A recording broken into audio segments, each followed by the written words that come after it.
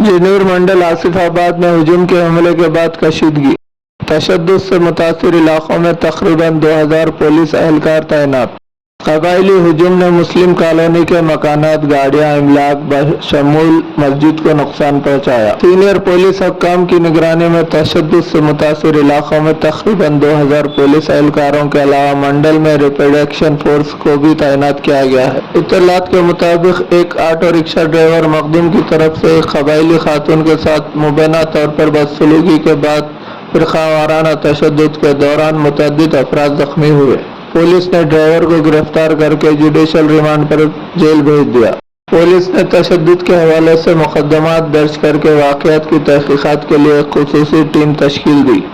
इत्तला मिलते ही बैरिस्टर असदुद्दीन ओवैसी, रुकन पार्लियामेंट हैदराबाद ने DGP और आला ओहदेदारों से बातचीत की, ज़ायद फोर्स तैनात करने और फौरी तौर पर हालात को काबू पाने पर जोर दिया।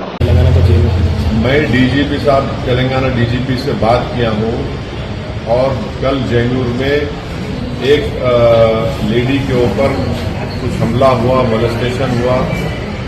ये न्यूज़ मेरे पास है, वो सही है नहीं है वो बाद में मालूम होगा। तो ये भी मालूम हुआ कि एक ऑटो ड्राइवर को अरेस्ट भी करे, जेल को भी जा दिए। आज जो मेरे पास न्यूज़ है कि एक मस्जिद के ऊपर वहाँ पर कुछ कोशिश की गई। मैं वीडियोस देख रहा हूँ, अगर सच है नहीं है मुझे नहीं मालूम, मगर DGP ने मुझसे एश्योर किया है कि वो मॉनिटर कर रहे हैं, एडिशनल फोर्सेस भी जा रहे हैं।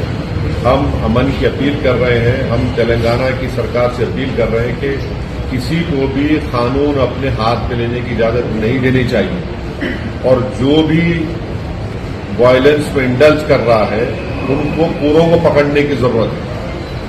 ऐसा नहीं हो सकता कि जो चाहे किसी के दिल में आ जाए और मैं हरकत कर लूं, मैं किसी के घर पे जाके मोटरसाइकिल को डैमेज करूं या घर को डैमेज करूं या किसी की वो जला दूं। मैं कानून की सुप्रीमेसी होनी चाहिए, रूल ऑफ लॉ की सुप्रीमेसी होनी चाहिए। ऐसा नहीं हो सकता कि कोई मॉब आए और जो चाहे मनमानी कर ले।